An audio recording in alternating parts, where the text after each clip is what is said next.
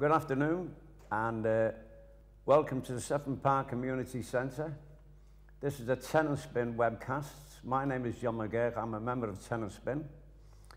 And we have a guest, Mr. Duncan Young, who's a member of the Primary Care Trust.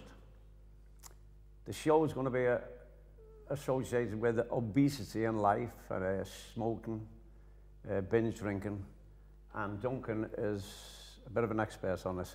The Primary Care Trust, Duncan, could you tell us what that constitutes? What is it?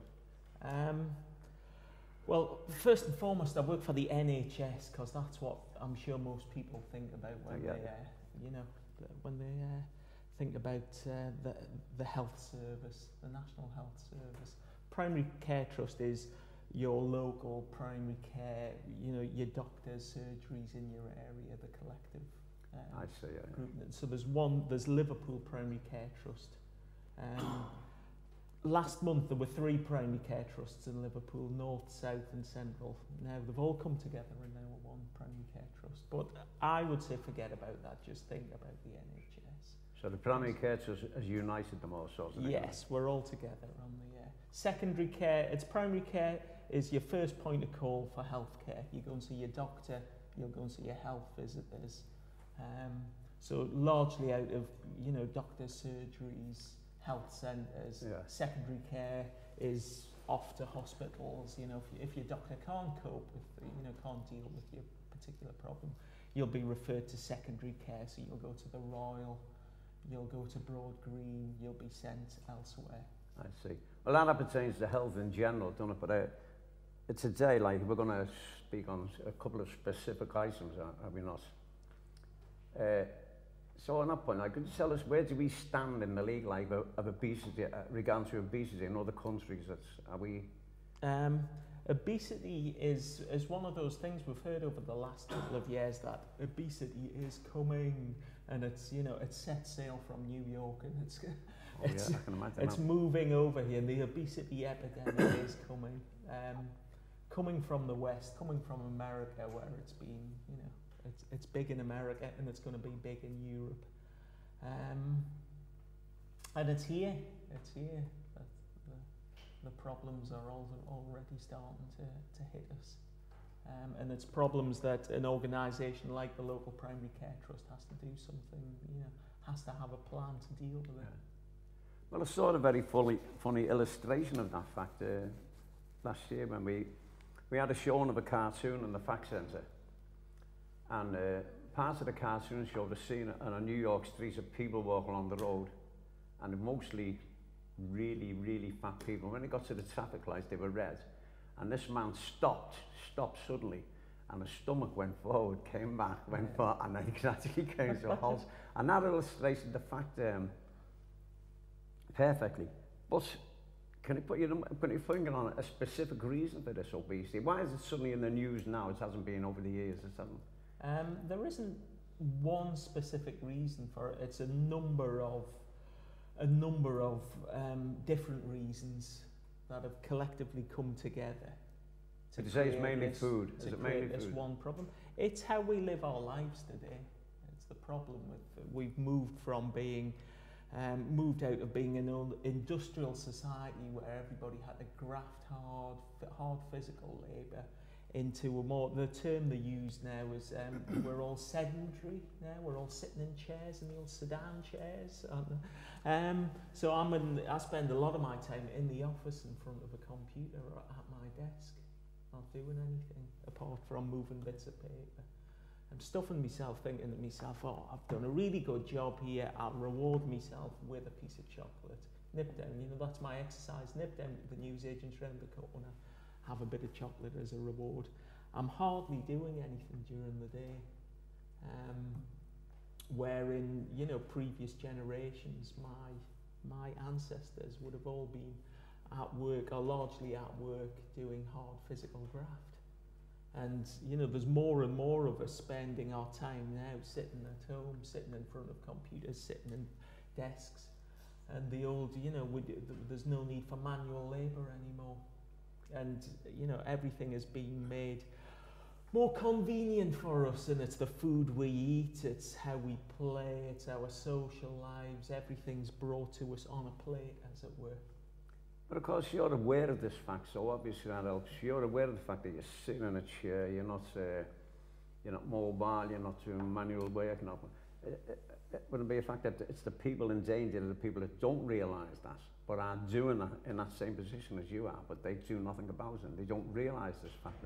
It's that, I think a lot of it's got to do with, you've got to get a sense of history and, you know, be aware of what your dad was doing for a living, what my dad was a policeman walking the beat, you know, on a regular basis, you know, what his dad was doing, he was a mechanic, just the hard physical graft, and we lose that, you know, sense of what it was like to be living sort of 30, 40, 50, 60 years ago, and how very different it is from today, where everything is on tap for us and provided, and if you don't have a car to go to work, you're considered, oh, he's a bit weird, him, he gets the bus, you know, he gets the bus into work, and at work, you know, if I don't have a car, if you go for jobs now, one of the, you know, job requirements is you must be able to drive, because you're having, you know, meetings are organised all over the place. And some of them are very difficult to get to if you don't have a car. Then why are we doing that? And why isn't, you know, why so much, you know, thought not being put into these things? That's a fact. I mean, taxis today seem to be a must, even if you're just going around the corner from where you live. Just a couple of 100 yards up the road, youngsters seem to pick the phone up, and it's a taxi there.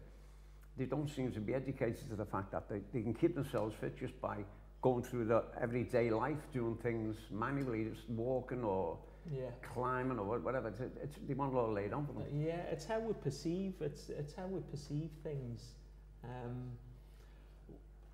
Say 10, 15 years ago, 20 years ago, the gym culture, going to the gym, was something that, you know, bodybuilders and, you know, Mr. Universes, or, you know, gyms, they were either that sort, or, you know, gyms were places where you might go and do a dodgy deal if you were a gangster. Yeah.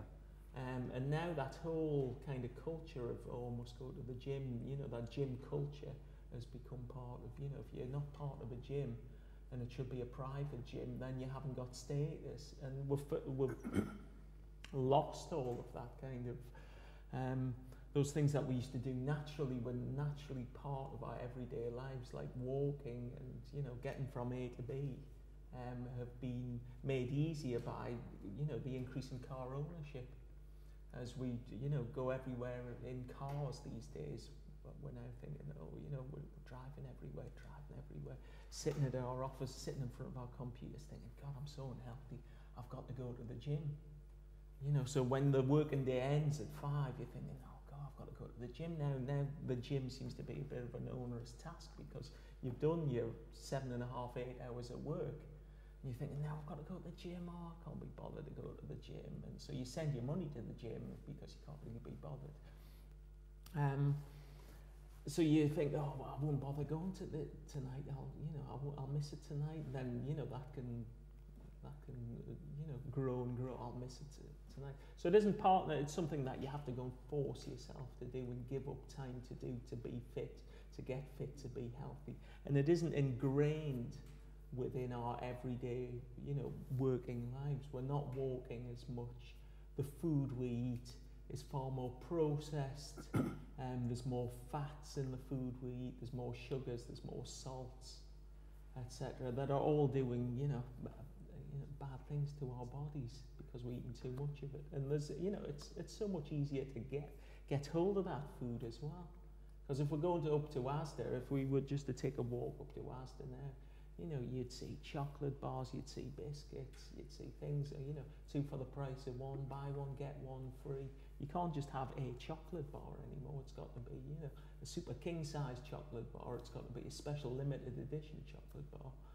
And there's just so much choice. It's kind of, we're the tyranny of choice, it's called, because there's just too much of it. Well, that's a fact. But if you know where to shop on the lowest income, you can live well. You can live well. But in that context, what would be preferable? A visit to the gym or a jog around Sefton Park, the perimeter of Sefton Park where we're situated now? What would be more beneficial overall? If I were to do either, neither would be beneficial to me. No, I did go jogging this. My wife was she was in the Race for Life this year. She did a 10. Yeah. I think was it a 10k or? And I said, oh, her running partner wasn't. She was away this week, and I said, I'll come with you, Pet. I'll come with you, jog round the park. God, by the time I'd done jogged round the park, I was on my knees. I only live up the road. I was crawling back up Greenbank Lane, going, give me a cold beer now, give me a cold beer. And I'm not a jogger. No, I'm not a jogger. But don't you think if you became an habitual jogger, like, it would benefit your body more, say, than going to gym and even now more associated with bodybuilding, muscles, things like that. But if you're jogging it, surely you exercise more parts of your body than you would in a gym. I think you have to just find what's, whatever exercise is good for you. I like to walk, so I'm a very keen walker, so yeah, you're looking at it. Nothing better than I like to do is to, stride off and, on a beautiful morning like this morning was. I live near the park, just round the corner from here. Nothing better than to stride off. Well, we have that in common. 25 years ago, I've left my missus in town many a time because I wouldn't wait for the bus, and I've walked to Booton. Yeah. And she's passed me on the bus, but never left a bit. But that's benefits me. I'm glad I did that. I was always a good walker. But in relation again to gymnasiums, like, they took off and everybody went to me, well, that was the answer to everything. Yeah. That was, you go to a gymnasium, your fist was, it's eased off now. It's not, do you think it's? I don't know, I think it's difficult because we do that, we separate it. It isn't part of our everyday life, that kind of the physical graft that we put into, going to work, and perhaps we did at work isn't there so much. So we then, try and replicate that in a gym, but we have an allotted time slot which is outside of our working lives. If you are working, you think I must go to the gym, you keep it separate. So to keep it separate, it's kind of, it does separate the issue, and that can, I think, can become a problem. I think that, research has shown that it's not doing the big life changes that will, have an effect on you. A good effect on your health. It's doing tiny little things like, not doing the car journey, once a week I'll walk instead. It's just tiny little things like that which will have a bigger impact. Well, to me, there's an undeniable fact that you've got to relate the style of living 50 years ago, 60 years ago, to the style of living today. Because 50 years ago, we ate every type of food that is today classed as utter rubbish, and you wore notcheries. But we survived. You and I had a talk earlier on. My in-laws, my mother lived to 87, my mother-in-law lived to 90. Unfortunately, my father didn't, but he had a specific condition. But people from that era, so that does relate to the fact that I think working conditions must have a lot to do with it today. We just talked about it a minute ago, but it has a really special effect on us. People are not applying themselves, or the jobs, technology's come along, it's taken a lot of the manual effort out of labour, out of work. There are specific jobs, I think, building sites, they must employ the fittest people in the country, because digging holes, carrying bricks, carrying bags of cement, heaving what's there, they're jobs that will, that's automatically keeps you in trim. Yeah. But it's the sitting in the offices, the people having heart attacks today at 40 years of age.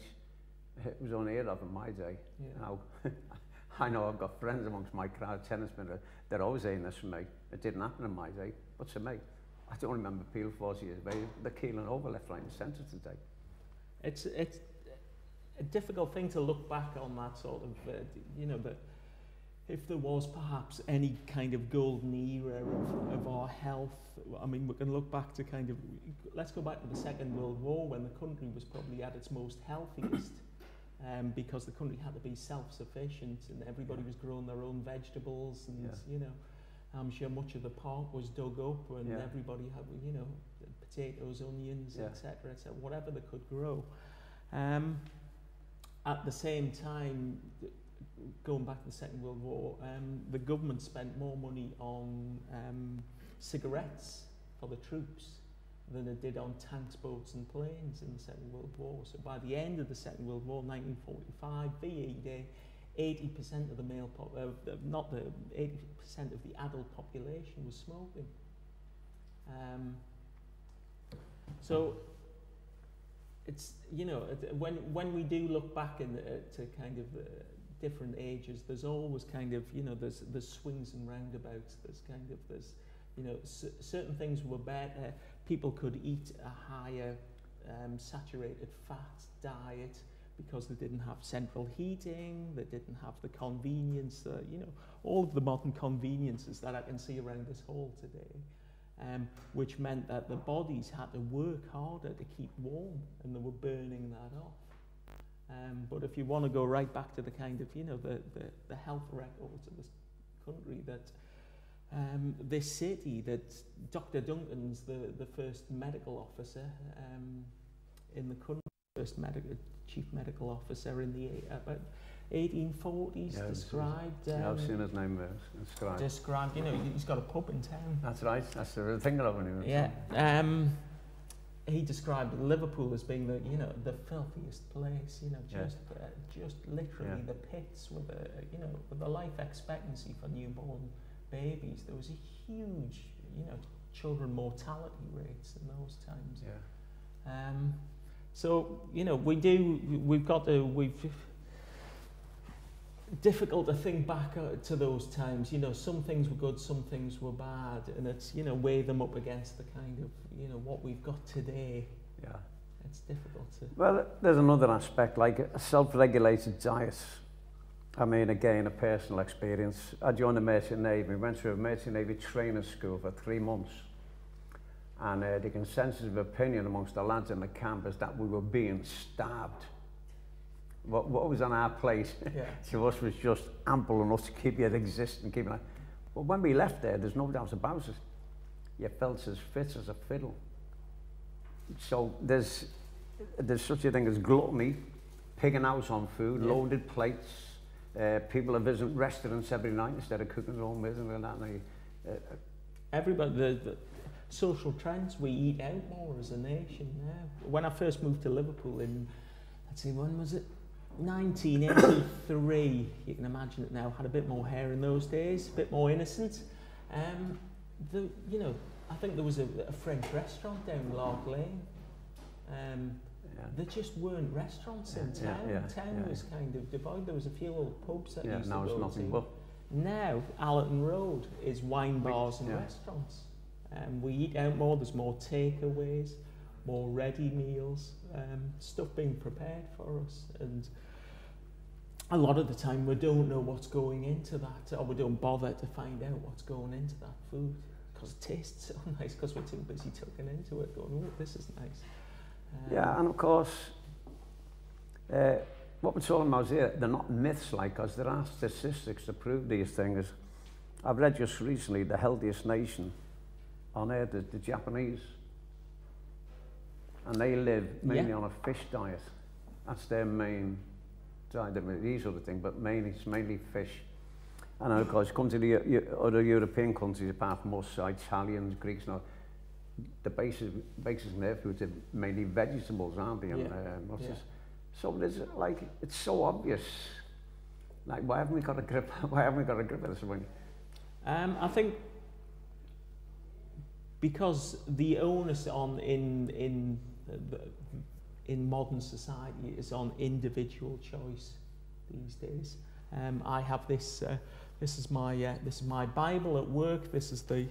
Should we show this to the camera? This is the last government white paper on health. It's called Choosing Health, Making Healthy Choices Easier. Have you got that? I'm just going to turn to page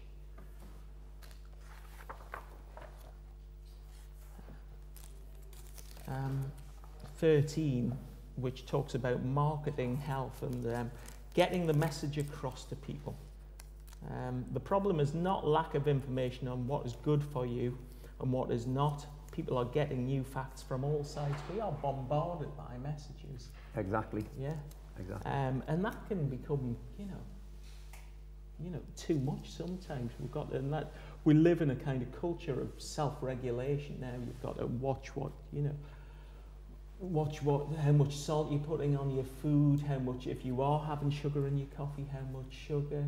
You've got to read the labels on all of your food tins. You've got to be savvy to what you're putting into your body.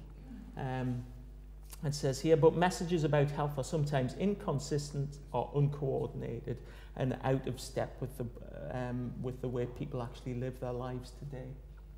And all throughout this, I won't go into it now, but if you go through this and look at it in fine detail, the government is basically saying, listen, we can come up with all of these health messages, but the population as a whole is choosing to believe what Tesco's tells them, and they have a greater trust in organisations like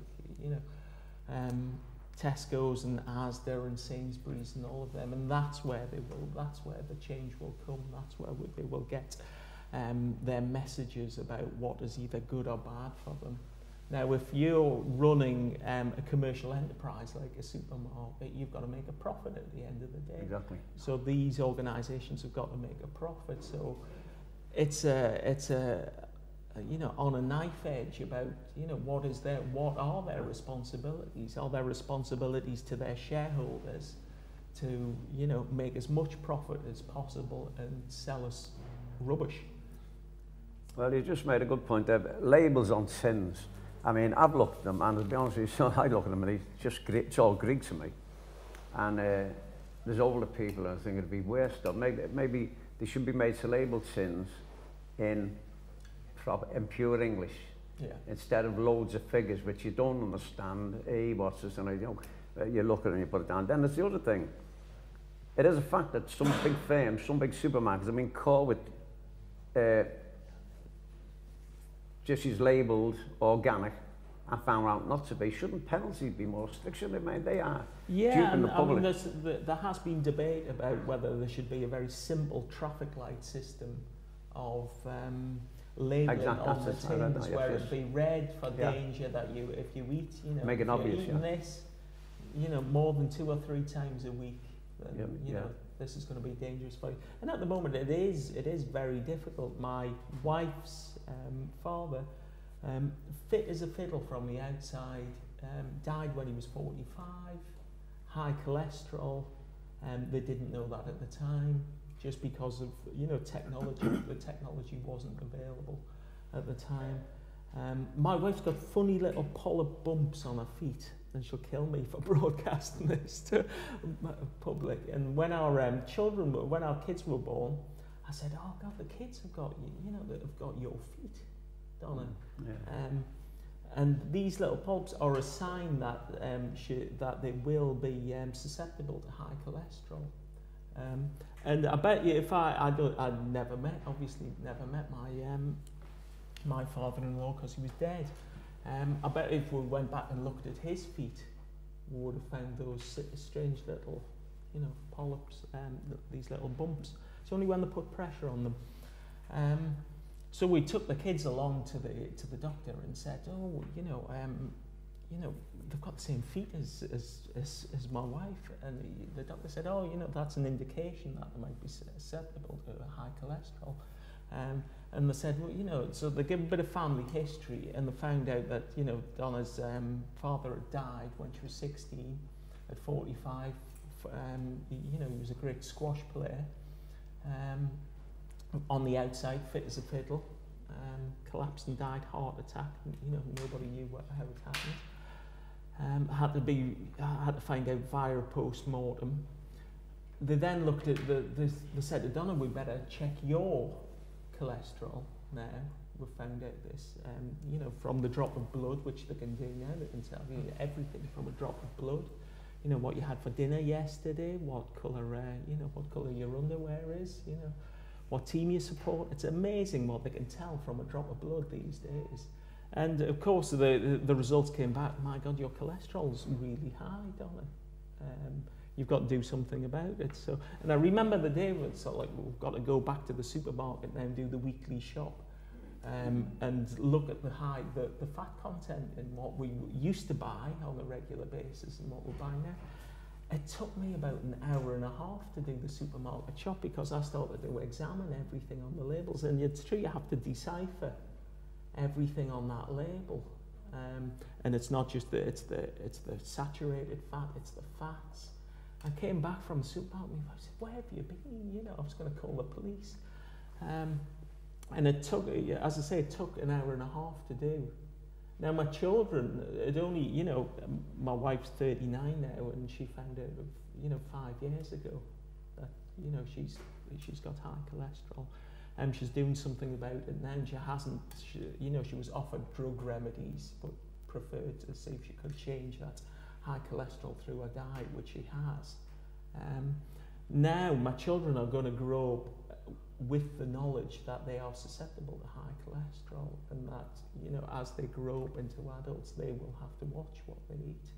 So we've gone from 3 generations where my father-in-law probably ate just whatever was given to him, whatever was on his plate, unaware of the damage he was doing his body because he was at risk, to my wife, who's found out in kind of middle age that, you know, she has to be aware, to my children, who are going to be aware from a very early age that they're going to have to be aware. So it's that technology, what they can tell, what can be, you know, told, what a drop of blood can tell you, is changing over time. So generation, it's a generational thing, and it's taken 3 generations for, you know, for us to be in that position where we can tell our children that, you know, they're going to have to watch the diets when they're older. Yeah. So there are exceptions to the rules, like, because I'll tell you a little story, and again I'll stress this because everything I'll tell you, I've already told my compatriots in tennis, but I relate all these things to them. I've got a son, he's 43 years of age, and he's been at a gymnasium fanatic for about 12 to 15 years. And one of the funny things that happens is he used to mix these drinks they'd take, and he'd examine tins, and he wouldn't, I'm not having that. And if I give him something, no, it's got what's this? And he mixed these drinks, and one day, of course, one of these drinks involved separating the yolks of 5 eggs from the whites. Then he made this health drink with the whites. And I'm in the back kitchen this day, and he picked the place up in the eggs. I said, what are you going to do? He said, I'm jumping them. I said, what are you, the 5 eggs, jumping? Oh, it's full of cholesterol, them, Dad, you know. I said, on the mobile, I said, did he go to the Royal Hospital straight away tonight? He went to the Royal Hospital, they examined him, and he kept him in. And they found out he had a bit of a blood clot, stopped the digestion. But they also found out that he was suffering with diabetes. And they also found out that he had high cholesterol. From that drop of blood? But he had spent 15 years going to the gym, keeping himself fit, eating the right foods, not such a thing, but making those drinks. I was eating the rubbish that's supposed to kill you. And I was visiting him in the hospital. So there are exceptions to the rule. And and technology is you know, is fallible, and we don't know everything yet. And cholesterol may be linked to something else, and other things that we will find out about in the future. I mean, there's one in the news recently, the flu jab. The flu jab doesn't do any good at all. And I've been, you know, I've never done it. We've implemented huge flu vaccination screenings across the city, and I've been in church halls, you know, come on, ladies and gents, get your sleeves rolled up, you know, all for your jab, etc. I've never had the jab. And, you know, the science comes back to tell us, well, it may have no effect, really. And it's kind of, oh no, you know. And we are the NHS. We need people to trust us. Yeah. We need to be in charge. We need to be, you know, we need to be trusted. And it's very difficult because, you know, when things like that happen, that chips away at that trust and that edifice that, you know, the NHS knows, knows what's good for you. Well, anyway, the consensus. Would you like to take some questions from the audience, or what would you like to? Yes, anybody likes to ask Duncan a question? Yeah, I was reading on them to say that some people are very good because they don't eat any fat. The only fat they eat is the kernel and apricot. Do you know whether that's true or not? One of those things that, it could be, it may not be. There's a region in France where they eat, they're eating, what is it, foie gras, and, they're drinking buckets of red wine, and, high fat diets, etc. That, is devoid of heart failure, this region, and they don't know why. But perhaps it's something to do with them, perhaps it's something that, could possibly be something to do with the climate, they're living outdoors, and, It's like sorts of potatoes, we call them chips, don't we? Yeah. But anyway, the thing is, we can say, like, the thing is to study what you're eating. Yeah. Eat the maximum, don't go over the top. Don't it's going to be, I think it's a moderation in all things. It's very difficult when it's... You've got another question here, sorry to bother you. How is it that when you have a family of 4 or 5 people, and you have one person in the family all eating the same food, doing the same things, and you have one person in the family obese, and the rest are either normal or very thin? What's the answer to that? Because I think obesity, some people are more susceptible to it than others. And not everybody will become, people can eat plates and platefuls of pizza, chips, fried food, etc., and it'll have no effect on them. Just in the same way that you can, I know smokers who, are now, in the very best of health and, into their 80s and 90s. That's true. There will always be those exceptions to the rule. But today people are living longer. I mean, at 80 you're just okay. At 60 a couple of years ago you dropped dead. And yet the people of 80 today are the people who ate all the fats and the dripping and all that sort of thing years ago. Point, so what's the answer to that? Get that camera off my God. It was only a couple of years ago that the theory was being mooted that this would be the first generation to grow up and die before their parents. So that kind of cycle, kind of circle of life of one generation passing away before the other one would be kind of reversed for the first time in human history. So, and we still await, if that's going to happen. We don't know. We can't predict. Keep research and we'll find a reason. Have you ever heard of a firm called Synex? They're based in Crosby. Sounds like a drug company to me. It is a drug company, and I answered an advertisement there in the newspaper. They were looking for people of a certain age to not act like a guinea pig, but to come, they'd sign up with them and they'd test you, they'd give you these things. And I went down and they took a blood test, they'd done a what, so that was my first visit. Then I got a lesson, but I come back the second time, they give me the results of the test, said your blood level is perfect. Everything was that, but I'm like, I'm nonplussed because I'm going, I'd already told them, I said, I eat everything, all the rubbish you're not supposed to eat. I live on cakes, tins of evaporated milk and what's that.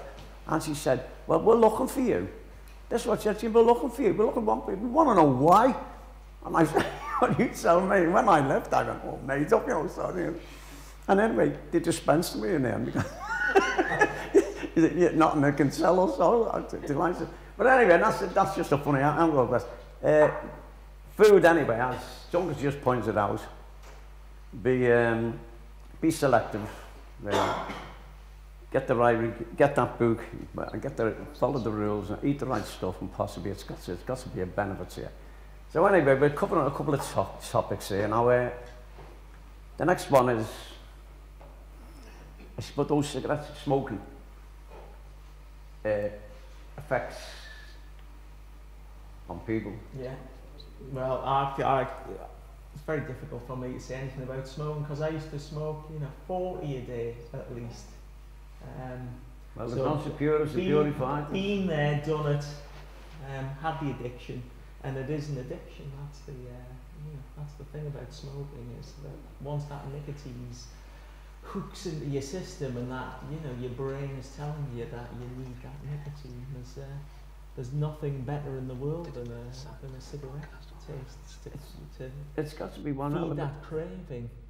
It's got to be one hell of an addiction when you can put in front of people the fact that that is going to kill you, and they carry on. It is, yeah. It's all addictions. Addictions are quite an amazing experience to go through. I wouldn't actually recommend it, but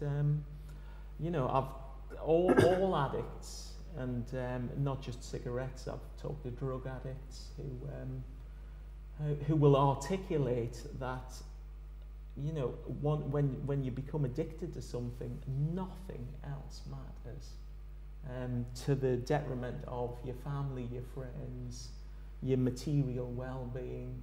And I'm not talking cigarettes here, but I've known drug addicts. I worked with a drug addict a couple of years ago who said, I've been through so many televisions, so many video recorders, all of these electrical goods, because it was his addiction that he had to get. Whenever he saved up enough money to buy anything, he would eventually have to go and pawn them or sell them, because he had to feed that addiction. And I know cigarette addiction is, perhaps not as, not in the same category, but it's still an addiction. And it's it's something that the government's quite happy for. It doesn't legislate against it in the sense that it says, we're going to ban smoking and nobody's allowed to smoke. They're very slowly banning smoking in But I think they are gradually places, getting it. and very slowly bringing legislation in to kind of make smoking the exception rather than the kind of something that happens en masse. So, and again, we'll have to go with behaviour change. You're talking a generation or a generation or two. So perhaps when my children's children see somebody smoking, it's going to look so strange to them, perhaps. Yeah. Because people don't smoke. We may get there, but we've got a kind of, we've got a 500-year relationship with tobacco in Europe coming over. And when it first came over, some people loved it. King James, who was on the throne at the time, couldn't stand it and wrote a huge, treatise against the evil thing that was tobacco. The Pope at the time even issued a papal bull against it when it arrived in Europe. But it's well, take some of it. I'd like to ask, is anyone in the audience trying to give up smoking, or is anybody trying to give up smoking? Do you think? Have you ever smoked yourself, or? I smoked when I was 15. I smoked about 12,000 cigarettes in 6 weeks, and I said, "That's not for me." It's done you no harm. I could taste it and everything. I said no, and it's never ever appealed to me since. I've never understood what people. But was that in a controlled scientific study? That was down the NC because the big fellas were smoking. They were lighting up in the other bed. Because you look swag and you look big and you what's this. But let's take somebody. Would you like to ask anyone in the audience if they've tried to give up smoking, or? Has anybody in the audience tried to give up? We used to say Camel is good. We used to advertise it was good for you, something like Guinness. If you look back to the advertising for smoking is absolutely fascinating. Dr. Kildare, you remember the pro, Richard Chamberlain? Oh, yeah. The opening credits of Dr. Kildare, he used to bound up the stairs in his hospital. He used to go into the staff canteen area, put some money, as the credits are rolling up the stairs, put some money in the fag machine, pull out a packet of fags, and then whoosh into the episode. So there was Dr. Kildare, the nation's favourite medic, with a packet of cigarettes in his pocket. And there's strange things about smoking. Hitler was an ardent anti-smoker. It was about the only thing he got right. And apparently once he committed suicide in the bunker, all of his generals, the first thing they did was immediately light up because he wouldn't let them smoke in the bunker. Well, in every film over the past 50 years, if there was an incident, a traumatic incident, everybody in the film always lit cigarettes, didn't Yeah. That's it. So, possibly. But then again, if I think that trauma goes back to, I mean, that trauma goes back to the war when 80% of the adult population was smoking after the war. Yeah. I mean, we survived, you know, we survived the war, or our, you know, our grandparents, well, my grandparents survived the war. Well, I think we've Through all... a mixture of, you know, of good luck, courage, US intervention and cigarettes. 80% of the population smoking, there's about 23% of the adult population smokes. Well, I think we've all been involved with people where there's incidents where they've had bad news or traumatic incident, a smoker, and the first thing they do is reach for cigarettes. And they say that that helps them. But as regards like incentives to stop, if you believe the experts, the fact that you're going to die if you don't, if that isn't incentive enough, what other incentive is there? What could they give you that? You know, it's and I'd say, people say somebody was smoking 45 years ago. They were hooked by it, say, by the time they were 15, so 30 years on. All right, the message has come through, it's been given wide publicity, everybody knows the score. Those people might be saying, I'm trying to stop. What does that say for people, responsible age, who still start smoking now, in spite of the fact that there's all this publicity, and in spite of the fact that people are telling you the very fact that they exist and that you can buy them in shops, it's, you know, they're there. We can't, you know, unless they're banned and removed from the shelves, they are there, they are a commodity that can be bought. They are temptation. I remember finding the cigarette in the school playground, and it was kind of, you know, the crowd of, oh, somebody's, you know, there was a workman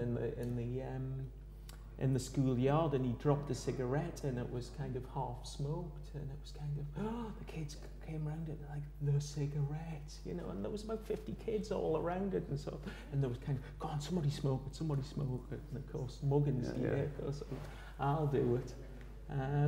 They exist, unless they're completely banned, you know, and done away with. Well, we know that won't happen right away, and I think they are working towards it, starting with the ban of advertising and racing cars and like that, and advertising it on television. They are making that move, but I think anybody, it's logic to say, if tomorrow you banned every outlet for cigarettes, every factory was closed, there'd be a couple of million people on the dole buses, and I think that's something that no governments will face right away. But I think it will be done gradually. The banning on smoking in public places, smoking in cafes. Yeah. They are heading it that way, and they're pushing people, and maybe the more they get people pushed into that niche, like the smokers, in the end, somebody said, well, it's not worth it, I'll stop smoking. When it said in the publicity, it kills you, smoking, it didn't bother them. Edwina Curry says, these eggs could kill you. And all of a sudden, now you'd eat eggs. Yeah. That worked, didn't it? But the cigarettes didn't, did it? There's something there is something, it's the one practice, smoking, that critics of anything relating to health promotion and looking after your own health, there are those who argue saying, you know, you should do this, you need to look after yourself, you need to do that.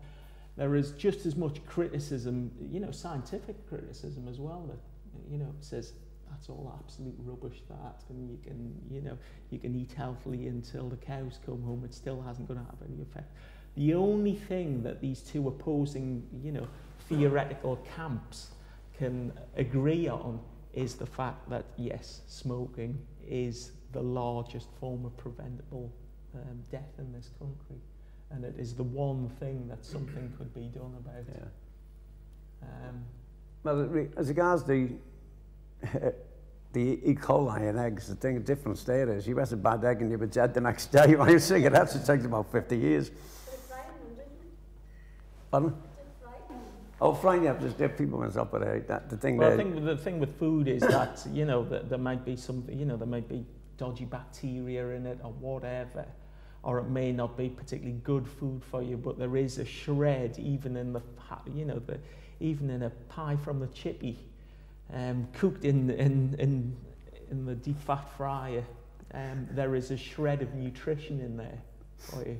There might be, you know, somewhere in that pie, under all that fat, there's a nutritious element to you. There is nothing nutritious about a cigarette. apart from perhaps the psychological, you know, sense that it gives you, that it may, you know, it may be doing, you may perceive to think that it's doing you some good, that you're in control of your life, that you can take a 10-minute break out of the office and that it calms your nerves. You may be thinking that it doesn't actually calm your nerves, because we, you know, I can give you all the stats on that it actually doesn't. Well, So you can actually kid yourself. It's the only pleasure I've got, and why should I give it up? It's the only pleasure I've got, I don't have anything else. Lots of people like that saying, oh. And it's a problem that, you know, in our cost-conscious times, when the, you know, whenever there's anything news about the NHS on the telly, it's about how much it costs. Redundancies thing on today, everybody's marching down in London about the 20,000 redundancies in the NHS. Is the cost implication if somebody is smoking and has been repeatedly told, you know, this is going to make you ill, and they do become ill because of the result of smoking in later life, then there's a potential problem, because, you know, they go immediately to the doctors and get referred on to secondary care, to the hospital, and you know, is it the duty of the NHS to look after these people? A bit of a thorny issue, that one, but a bit of a political hot potato. Does the NHS, you know, look after everybody? And where do, and if so, but if you, you know, if you implement a rule like, you know, well, you've smoked for 40 years, we're not going to look after you, we're not going to give you a hospital bed, we'll leave you to, you know, die at home, we might give you some painkillers. It becomes one rule for, you know, one and one rule for... If everybody give up smoking, the NHS lose an awful lot of revenue. It would reduce our, you know, our bill of, you know, of what we have to spend on, yeah. But we don't create revenue. You know, we spend revenue. We're pretty good at spending vast amounts of revenue. So it would reduce that amount we have to spend. But do we draw the line with, you know, smokers? Do we then go to kind of obesity and go, anybody who's clinically obese, you know, it's your fault? Because it isn't your fault. It's, you know, cigarettes are highly addictive. What I'm laughing at as regards the food issue is that, like, I'm definitely going to have to sit down and study my lifestyle, because I go, now again, that's why these are laughing, because they tell them regular. I'll go to the fridge and I'll say, oh, I feel like that, and I'll get a tin out and say, used by March 2005, and I go, 2005? So I open, I said, oh, it looks all right. And it goes on, Jesus, I'm still here. My kids, if they pick something up and it's 2 days out of date, goes in the bin. But anyway, that's it. So that's smoking covered, and what's this? And I think smoke. Pardon? What about the heavy smoker who has a coffee and a cigarette for breakfast in the morning? They don't eat as much, so they never get obese. So what do you do? Yeah, of course. Good thinking, Peter. Good thinking. That's a good way of studying. At one point, just before we got to smoking, now, this is off the cuff. I watched my kids one day. There was 5 of them all smoking, and and all of a sudden, I just picked something up. One of them would pull a packet of cigarettes out because she wanted a cigarette. She'd have her cigarette, and then she'd pass it around to the rest of the company. Now, whether they wanted one or not, they'd take it. And we'd be sitting in the house, and then about 10 minutes later, 12 minutes later, one of the others would pull a pocket out, and they'd pass them around, and they'd all take a cigarette, whether they wanted one or not. So why doesn't somebody start a campaign, smoke your own? If you're sitting in a company of 6 smokers or 5 smokers, pull your packets out and light your cigarettes, and don't hand them around. Because maybe you're pushing cigarettes onto each other, and you might smoke 15 cigarettes in 3/4 of an hour, whereas you only smoke 3 of it on your own, something like that. It's worth thinking about, you know. But anyway. Did you get fined for smoke pushing? Pardon? Did you get fined for smoke pushing? Smoke pushing? Yeah. Oh, yeah. Like drug pushing, you know, you offered a cigarette, yours. That's the exactly. That's the problem with cigarettes, because they're endless social kind of tools and devices for kind of breaking down the barriers. If you're in a group of people and say it was, you know, you'd feel So if it was 20 years ago where there was a much higher rate of smoking and you were to meet it as a group of people and nobody knew each other, if somebody pulls out a packet of cigarettes and offers them around, it's the icebreaker, it's the kind But of... that would be an easy thing to initiate, wouldn't it? Like smoke your own. If you're in a company for the first time, say you pull a cigarette and say, I'm not offering you one because I'm not going to help you to damage your health. I'm taking a chance myself. Smoke your own if you want one. They might smoke their cigarette 10 minutes later. But if they take one off you, they'll still take their packet out 10 minutes later, have another one and hand them around to you. And you'll take one and you smoke one 10 minutes later. So it's worth thinking about, you know. But anyway, what's that, Vera? Too expensive. Yeah, well, there's another thing. If you were sitting in a company and every 10 minutes you handed everybody 20 pence each, and he did that 3 times, it's just stupid, this. But that's what you do when you're having cigarettes around, and it's £4 a packet, you know. So you can have a good top-of-the-range car, you can have a cruise, world cruise every year. Think about it, this way, what's it? Well, anyway, that's the biggest impact on smoking has been the rise in taxes put on smoking, and it was only this week that it was, you know, we had the government minister who was saying, well, perhaps we should start doing this for alcohol.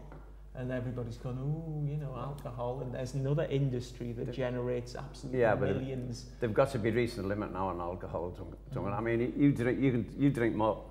I'm not speaking for myself here. You drink more beer in a night like than people smoke.